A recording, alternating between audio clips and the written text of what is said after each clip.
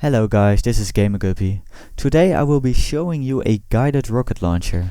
With guided I mean that you can control the trajectory of the rocket after it has been shot. It works very smoothly and requires only a handful of command blocks. Even dev messages are displayed correctly, and it's multiplayer friendly since it can be used by multiple players simultaneously.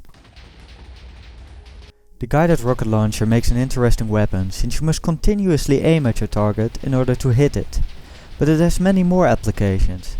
Think of flying machines,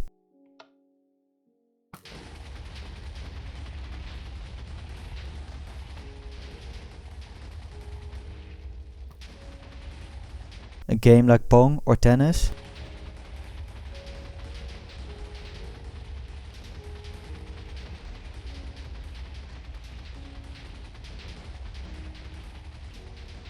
firebending,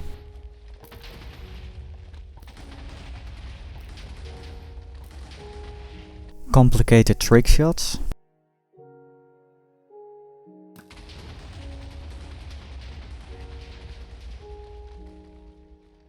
(3D) drawing, or maybe even a soccer game.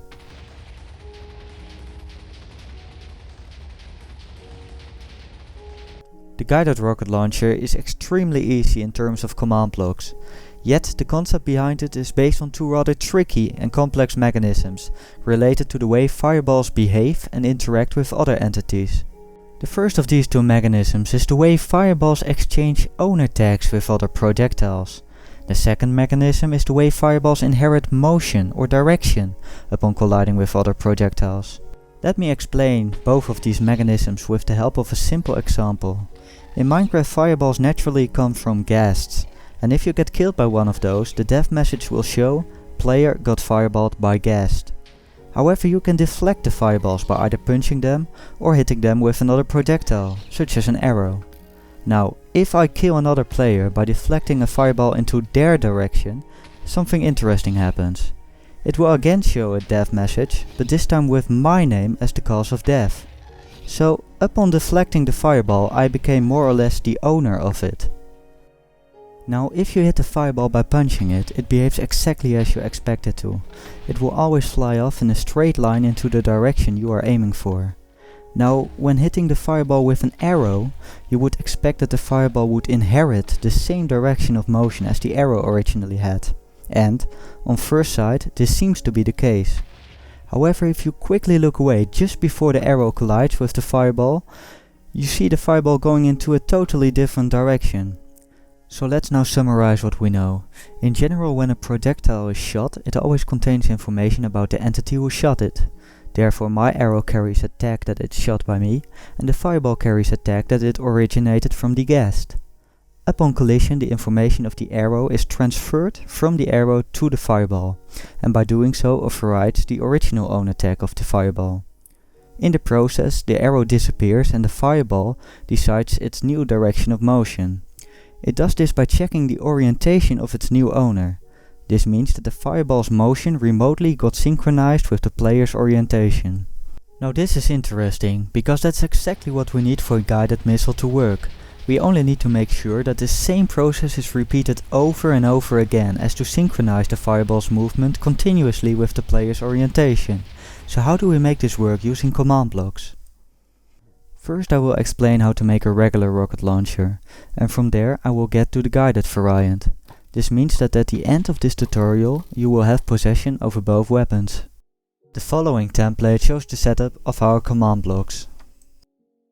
We start off by creating two command blocks that will give us the bows we need to shoot the actual rockets. You are free to choose any name for the bows, however the power enchantment is very important.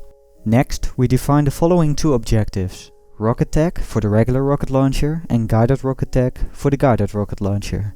Then we create a simple clock that generates pulses 20 times per second. This clock continuously activates the command blocks required for the rocket launchers. It does this by switching a row of red wool blocks to redstone blocks 20 times per second. This happens so fast that you don't visually see the switching take place. The regular rocket launcher requires only two command blocks to function. The first command block gives a rocket tag score of 1 to every arrow coming from my power 6 bow.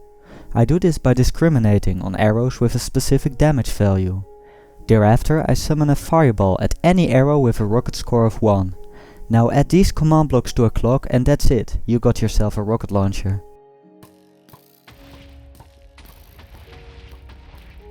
Now for the guided rocket launcher we start the same as the regular rocket launcher. Now however we give an arrow from a power 7 bow a guided rocket score of 1 and the name of the fireball becomes guided rocket. Next we add guided rocket score points to this fireball named guided rocket. Thereafter we summon a new fireball also named guided rocket onto every fireball with a guided rocket score of 2. This repeats on and on, until the fireball hits another entity or a block. Every time a collision takes place the direction of motion of the fireball is updated and synchronized with the player's orientation. Essentially we are done at this point. However, sometimes the old fireball has exploded already, right before a new one is spawned onto its location. This new fireball therefore cannot collide with the old fireball anymore and remains motionless at its position. Now the problem is, the clock will keep on spawning new fireballs at its location, which don't collide either, since none of them have any motion. This would eventually crash the server. Therefore our last command block will kill all fireballs in a radius of 1 around the fireball with a score of 4. This removes any formation of clusters of fireballs. One last thing I should mention is that Mojang has already revealed that they will be rewriting the projectile code for Minecraft 1.9. I can therefore not guarantee that this concept will be around for long. I hope you found this tutorial useful and any feedback is much appreciated. Guppy out.